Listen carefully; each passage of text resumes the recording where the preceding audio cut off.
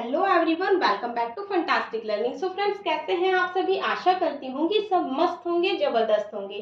So friends, आज की इस वीडियो में हम सब्जेक्ट वर्ब एग्रीमेंट की सेकंड क्लास पढ़ेंगे। पहली क्लास आई होप आप सभी ने देखी होगी। अगर ना देखी हो तो आपको लिंक डिस्क्रिप्शन बॉक्स में मिल जाएगा, जाके जरूर देखिएगा।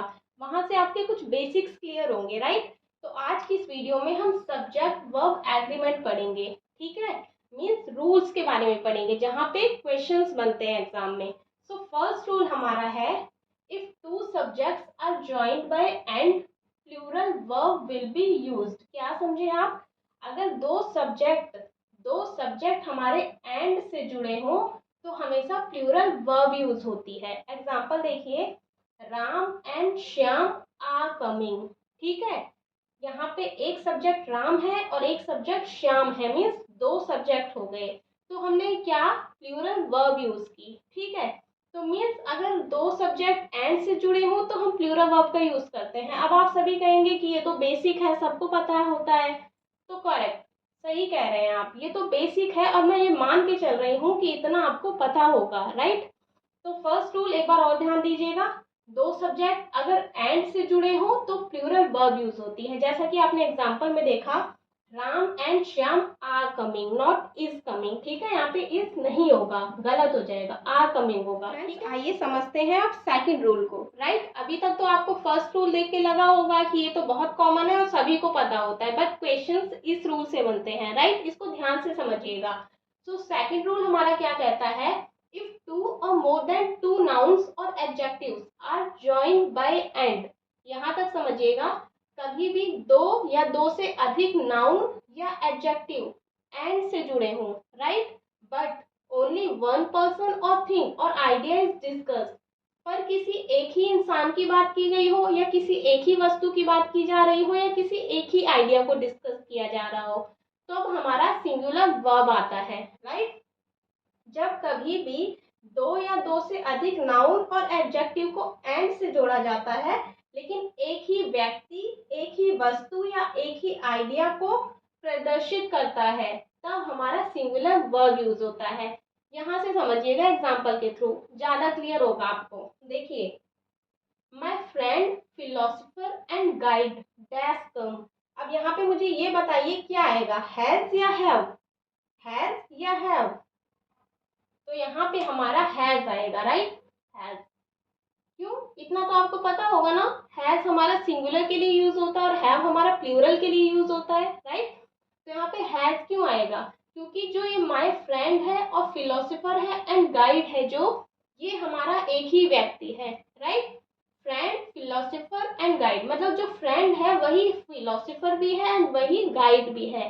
तो यहाँ पे ध्यान दीजिएगा, एंड से हमारे क्या जुड़े हैं? दो या दो से अधिक नाउन जुड़े हुए हैं एंड से, तो हमारी सिंगुलर वर्ब इसलिए यूज हुई है, ठीक है? ये मत समझिएगा कि फ्रेंड अलग है, फिलोसोफर अलग है एंड गाइड अलग है, ये एक ही व्यक्ति हैं, तो इसलिए हमारी यहाँ पे सिंगुलर वर्ब यूज हुई है। अब सेकंड एग्जांपल देखिए, fish and chips that's my favourite dish. क्या आएगा यहाँ पे, इज या आर? इज आएगा। क्यों इज क्यों आएगा? क्योंकि फिश एंड चिप्स हमारी एक ही डिश है। ये फिश एंड चिप्स अलग अलग डिश नहीं है, एक ही डिश है। अब आप बताइए, जैसे कि हम बोलते हैं ना करी एंड राइस, या फिर हम बोलते हैं राजमा एंड राइस, या फिर ले लीजिए जैसे ब्रेड एंड बटर, तो इन सभी के साथ, क्योंकि ये सिर्फ एक थिंग को प्रदर्शित करता है, राइट? तो इसलिए इन सभी के साथ हमारा सिंगुलर वर्ब यूज होता है, ना कि प्लूरल।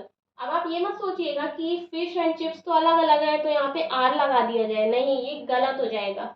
तो हमारा ये रूल यही बात करता है, कभी भी दो या दो से अधिक नाउन और एडजेक्टिव अगर एंड से जुड़े हों, बट किसी एक ही पर्सन को, एक ही थिंग को या एक ही आइडिया को प्रदर्शित या डिस्कस कर रहे हो, तब हमारी सिंगुलर वर्ब ही यूज होती है, जैसा कि आपने एग्जाम्पल के थ्रू समझा। इसके कुछ एग्जाम्पल्स आप कमेंट सेक्शन में कमेंट करके बताइएगा कि क्या क्या हो सकते हैं। जैसे कि मैंने आपको बताया, जो एंड से जुड़ रहे हो, ठीक है? जैसे ब्रेड एंड बटर मैंने बोला, फिश एंड चिप्स हो गया, और ये वाला एग्जांपल आप देखो, यहाँ पे कितने एग्जामिनर चालू होते हैं।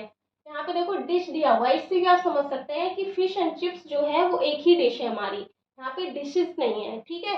तो इसलिए हमारे यहाँ पे सिंगुलर वर्ब यूज हुई है। अब चलिए नेक्स्ट रूल को समझते हैं रूल थर्ड को। यहाँ से भी काफी क्वेश्चंस बनते हैं, राइट।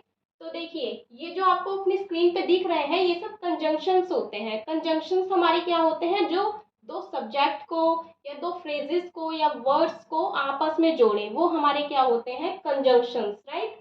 तो देखिए, रूल थर्ड हमारा कहता है जो ये सभी लिखे हुए हैं word as well as, with, along with, together with and not, but, besides, except, accompanied by, like, unlike, no less than, nothing but, ये सभी जितने भी लिखे हुए हैं, अगर ये सब किसी सब्जेक्ट के बीच में आते हैं, मीन्स सब्जेक्ट को किसी को जोड़ते हैं, तो हमारी जो वर्ब होती है वो अकॉर्डिंग टू फर्स्ट सब्जेक्ट आती है, राइट। तो जो हमारी वर्ब यूज होगी वो सब्जेक्ट फर्स्ट के अनुसार यूज होगी। एग्जाम्पल देखिए, Ram as well as his parents is coming.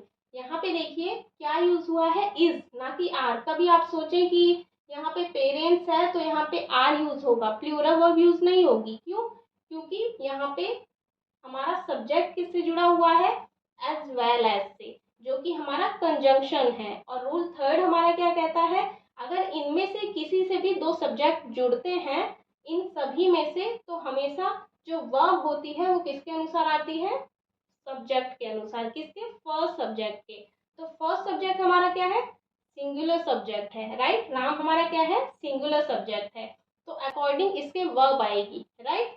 तो ये क्या आई है हमारी, इज, राइट। तो आई होप आपको ये तीनों रूल अच्छे से समझ आए होंगे, फर्स्ट, सेकंड एंड थर्ड। आगे के रूल्स हम आगे की वीडियो में डिस्कस करेंगे, इसको आप रिवाइज करिएगा। एंड जो फर्स्ट वीडियो थी उसको ज़रूर से देखिएगा, आपको लिंक डिस्क्रिप्शन बॉक्स में मिल जाएगा, वहाँ से आपके कुछ बेसिक्स क्लियर हो सकते हैं, राइट। तो मिलते हैं नेक्स्ट वीडियो में, थैंक यू।